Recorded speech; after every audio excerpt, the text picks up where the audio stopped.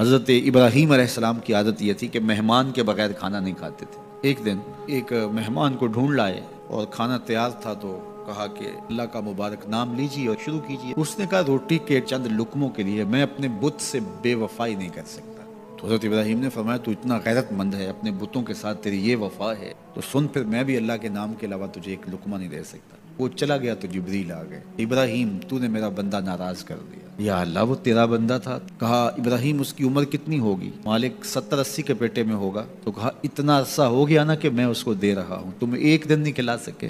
اب ابراہیم علیہ السلام ان کو ڈھونڈ رہا، وہ پہاڑ چڑھ رہا تھا، آواز دی، او میاں آ جاؤ، کھانا ٹھنڈا ہو رہا ہے۔ اس نے کہا آ جاؤں گا لیکن تمہارے رب کا نام نہیں لوں گا۔ کہا نہ لینا، آ جاؤ۔ تو کہنے لگا کہ پہلے تو بڑے غصے میں تھے، جلال میں تھے کہ رب کا نام نہیں لوگے تو کھانا نہیں دوں گا، ایک دم تبدیلی کیسے آ؟ کہا اسی رب کا سندیسہ آیا ہے۔ تو اس نے کہا تیرا رب اتنا مہربان ہے تو مجھے بھی اس اپنے رب کا غلام بنا لے۔